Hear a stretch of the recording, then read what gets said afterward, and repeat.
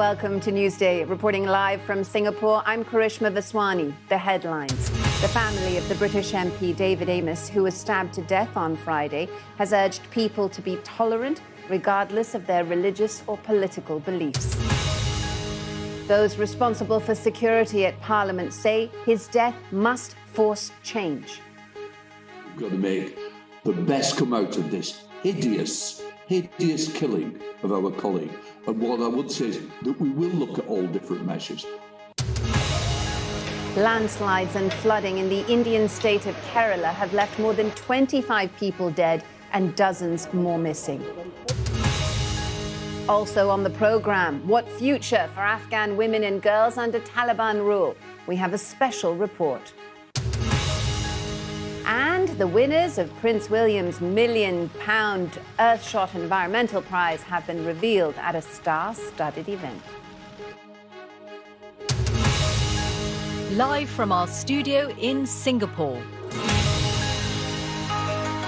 This is BBC News. It's Newsday.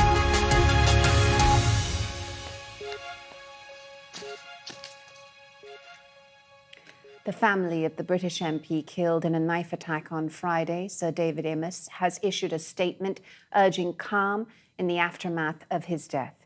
In it, they say, whatever one's race, religious or political beliefs, be tolerant and try to understand. They added that their hearts have been shattered by his death.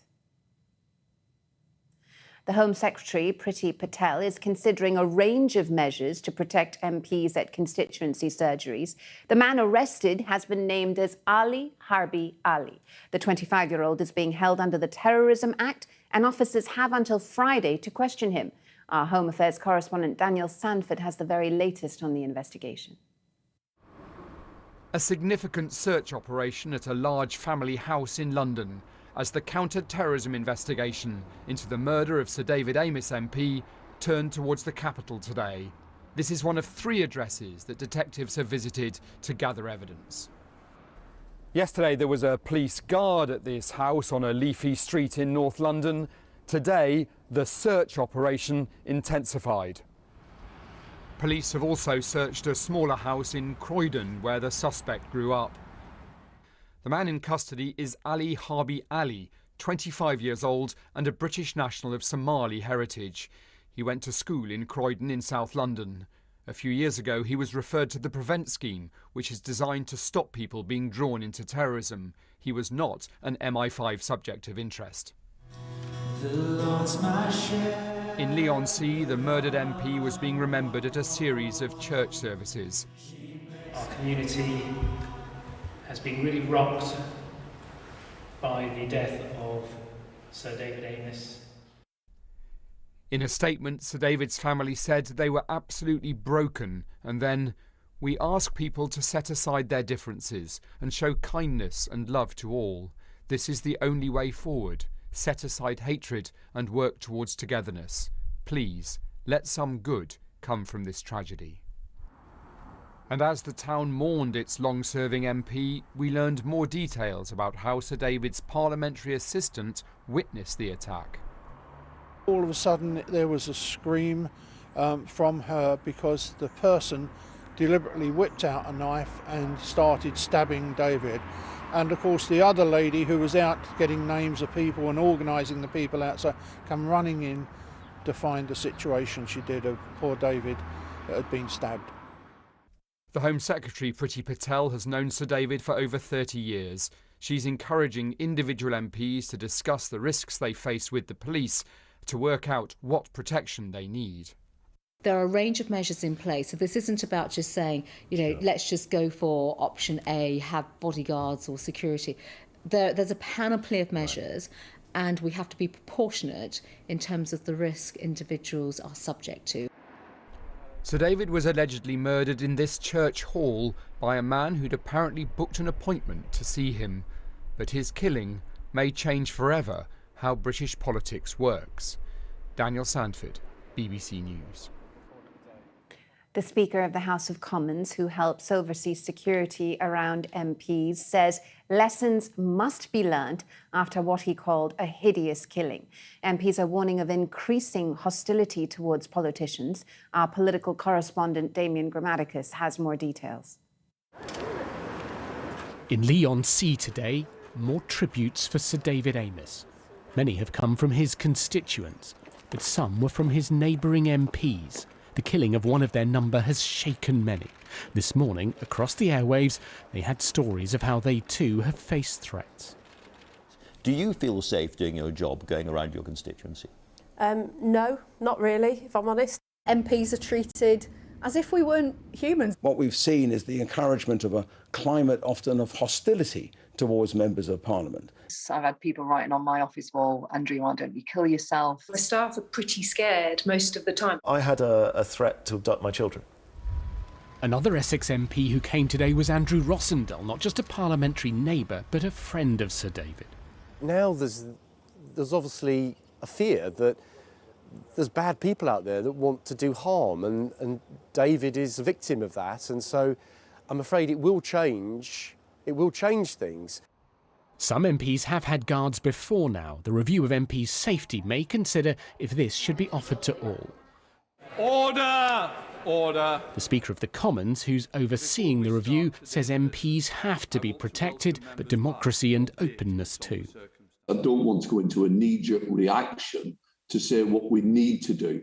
Tragically, we've lost our friend, Sir David Amess. Our thoughts are with his family. And what I would want to say is that we've got to do the right thing and that we've got to make the best come out of this hideous killing of our colleague. And what I would say is that we will look at all different measures. And those measures may involve more than just protecting physical venues. Some say a culture of abuse and threats online has to be tackled too. The MP chairing the committee looking at the new online harms bill says people shouldn't be able to hide their identities. If a social media company does allow someone to use a false name when they create their account, that company should hold enough data and information about that individual so that the police could get access to that with a court order as part of an investigation. And users should know that even if they're not using their real name when they post, they can and will be identified if they create and cause harm to other people. So the repercussions of this killing may go far. But first, tomorrow, the nation's politicians will meet in Parliament to remember Sir David. Damian, BBC News. Well, let's take a look now at some of the other stories in the headlines today. Reports from the United States say the government does not know the location of a group of American Christian missionaries and their families who were kidnapped in Haiti on Saturday.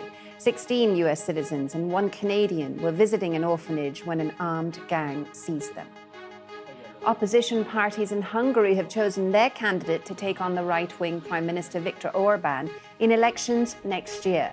A conservative political outsider with no party affiliation, Peter Marchese, has won the country's first ever opposition primaries. He will lead an alliance of 6 opposition parties that will bid to oust Orban after more than a decade in power. The former US President Bill Clinton has left hospital where he'd been receiving treatment for an infection. The 75-year-old thanked healthcare workers as he walked out of the University of California's Irvine Medical Center, where he was admitted 5 days ago. He was accompanied by his wife, Hillary. Officials in the Canary Islands of Spain say there's no end in sight to the volcanic eruption that began a month ago. A regional leader said scientists saw no signs of the lava flows stopping anytime soon. The disaster has displaced 7,000 people and destroyed more than 1,000 buildings on the island of La Palma. Landslides and flooding in the Indian state of Kerala have left more than 25 people dead and dozens missing. Heavy rains caused rivers to overflow, cutting off towns and villages. The Indian military has joined rescue efforts. Mark Lobel reports. Going through what's left after this landslide, caused by 2 days of heavy rains. Washing away everything in its way, with deadly consequences. Houses and roads were not spared. 1 family of 6 died.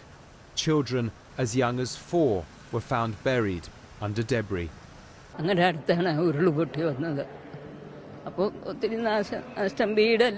hill broke off near us. There's been lots of damage and loss.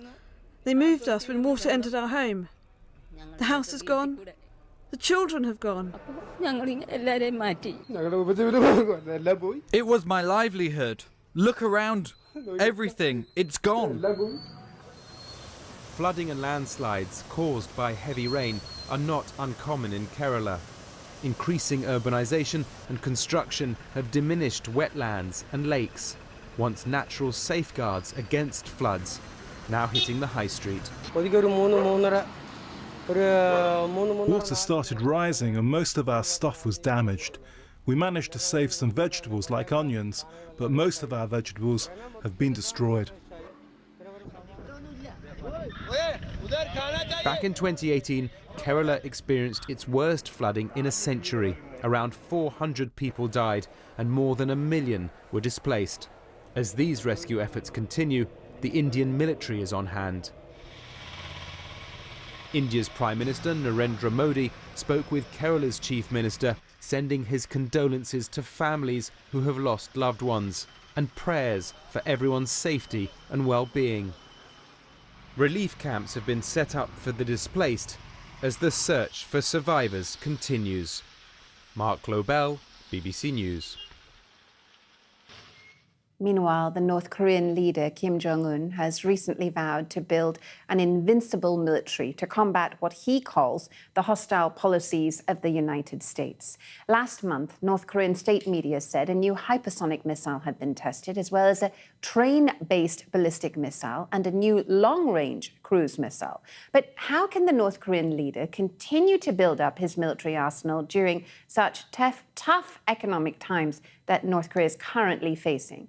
Well, Professor Sharon Squassoni is from the Elliott School of International Affairs at the George Washington University. She explained the North Korean regime's attitude to its weapons program and the welfare of its people.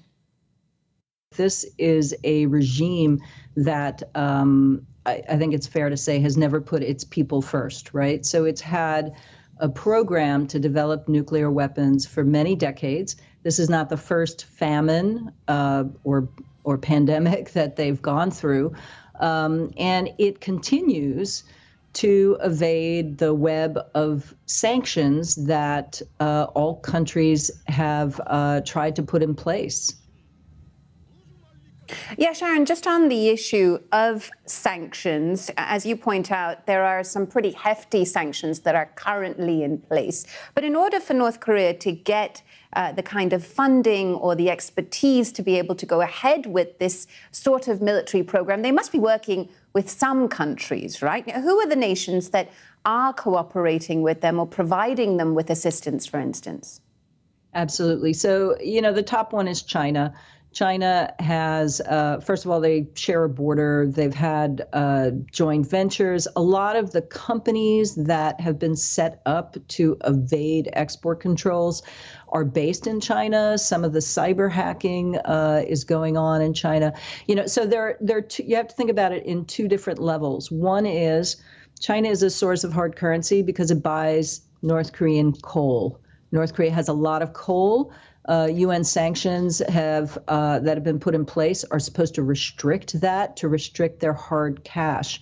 But, there are some indications recently that because China is having its own supply problems, that it has gone back to buying coal from North Korea. But don't forget, also, Russia is another big country. Then there are the countries that kind of serve as way stations. So maybe Vietnam, Mongolia, places where North Koreans can kind of get a foothold. But one thing not to forget is that North Korea is basically a criminal state. So where it can do illegal things like print up counterfeit money, produce drugs, right? They'll sort of take any avenue that they can explore. And briefly, Sharon, how do you see the future relationship between North Korea and the new U.S. administration under President Biden panning out? So, President Biden has a really long pedigree in foreign policy, right? This is, he's been through the problem with North Korea, both as vice president under President Obama, and then as he was chairman of the Foreign Relations Committee for many, many years. This is on his radar screen, but North Korea has been really difficult to not to enter into negotiations with, but to stay in negotiations and actually get something out of it. Sharon Squassoni speaking to us a little earlier. Well, if you want to get in touch with me about any of the stories you've seen so far on Newsday, the situation in North Korea, for instance, I'm on Twitter at BBC Karishma. I'm looking forward to hearing from you. You're watching Newsday on the BBC. Still to come on the programme, £1 million to save the planet. Prince William reveals the 5 winners of his Climate Earthshot Prize.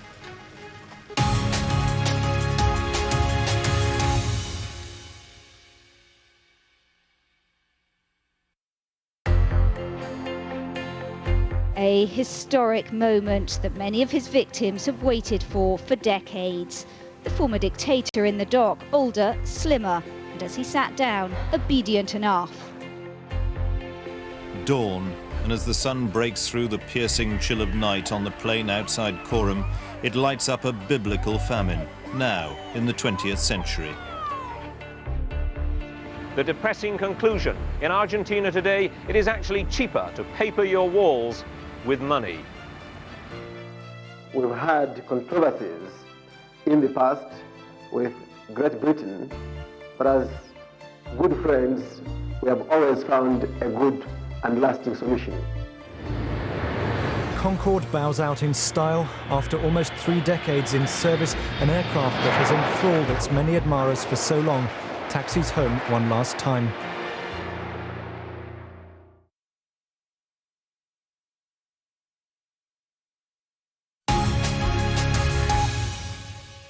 This is Newsday on the BBC. I'm Karishma Vaswani in Singapore. Our headlines. The family of British MP Sir David Amos, who was killed in a knife attack on Friday, call on people to set aside hatred, show kindness and love, and work towards togetherness. Landslides and flooding in the Indian state of Kerala have left more than 25 people dead and dozens more missing. In other headlines, it's been a month since the Taliban banned girls from secondary schools in most of Afghanistan. Women, except for those in the public health sector, haven't been allowed to return to work yet. The BBC has obtained exclusive access to the former Women's Affairs Ministry in Kabul, now replaced by the feared Taliban Vice and Virtue Ministry, and questioned the group's spokesman on the future of women in Afghanistan. From Kabul, the BBC's South Asia correspondent Yogita Lemai reports. At 17, her life, with all its possibilities, has been shut down. Before the Taliban took over, she would have been preparing for school along with her brother each morning. Now, Afghan girls face the biggest rollback in human rights in recent times. خونی بسیار احساس بد است که ما 11 سال مکتب خواندیم بی امنیتی که خصوصا در چند سال آخر که بیخی امنیت نبود و ما بسیار مشکلات که یا باز خانه میاییم نمیاییم پدر ما که معیوب است و بسیار سختی بر ما قلم کتابچه خریده باز ما در خانه بشینیم. At the top of her class, she wanted to be a doctor. هم صنفی های میاد و میایه استاد ما کتابای ما کل چیز میخواستیم داینده یک چیزی شویم زندگی خدا پیش ببریم کلش در گذشته ماند و ما به تاریکی ها برگشتیم. The family lives hand to mouth, and education was their path to a better future. Under an all-male Taliban regime, women are disappearing from public life. They haven't been allowed to return to work yet. Those who've marched to claim back their rights have been beaten. We met one of the protesters who was lashed with electric cables in Kabul. بنابراین باید یک قشر این جیبه خود قربانی کنه.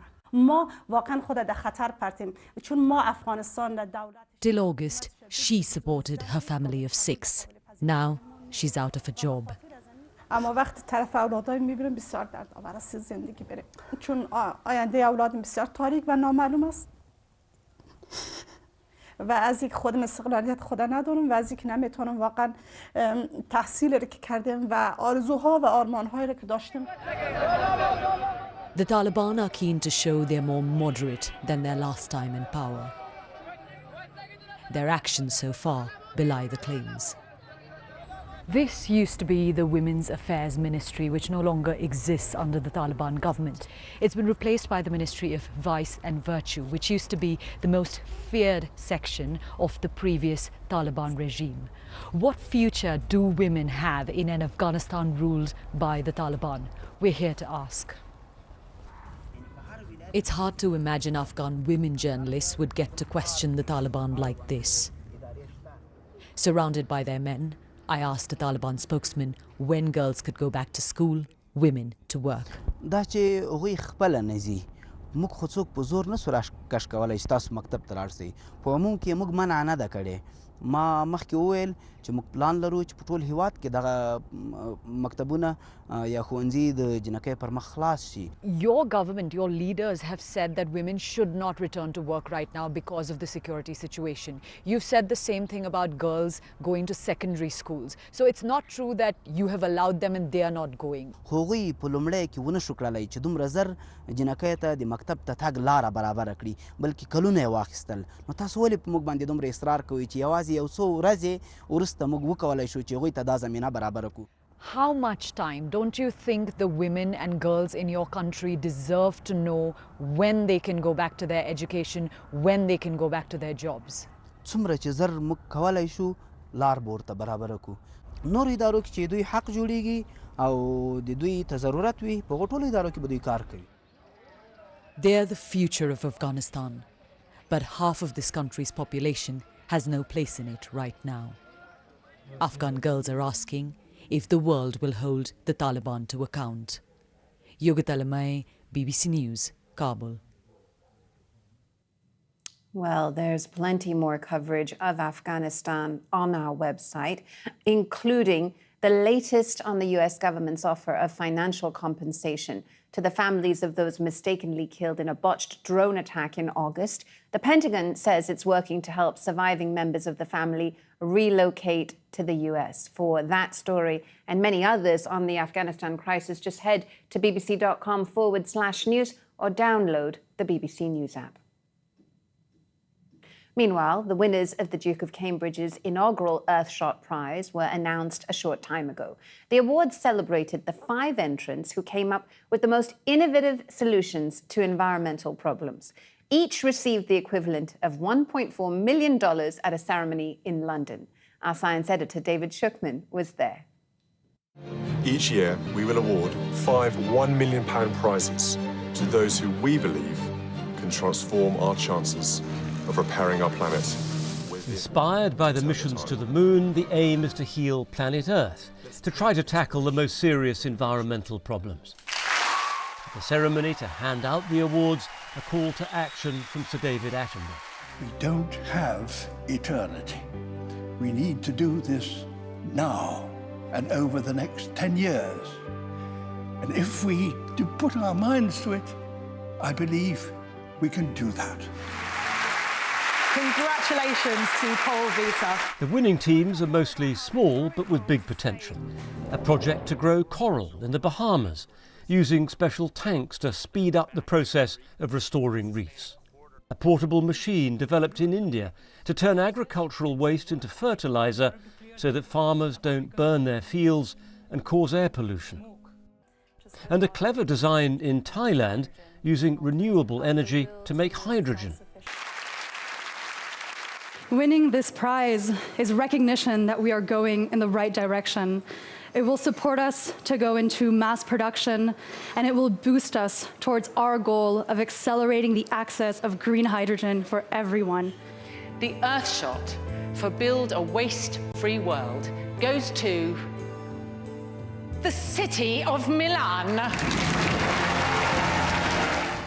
Another global challenge is waste, and the city of Milan wins a prize for collecting unused food and giving it to people who need it most. The final prize for restoring nature went to Costa Rica, a country that once cleared most of its forests but has now doubled the number of trees.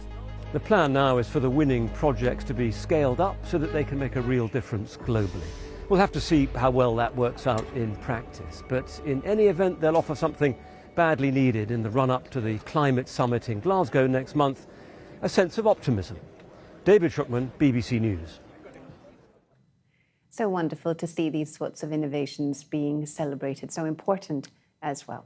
Well, another story for you now. A spacecraft carrying a Russian film crew has returned safely to Earth after filming the first movie in space. Actress Yulia Peresild and director Klim Shipenko landed in Kazakhstan along with a cosmonaut who was also returning to Earth. They spent 12 days on board the International Space Station, where they filmed scenes for their movie, The Challenge. That's all the time that we have for you on Newsday at this hour. Thanks for staying with BBC News.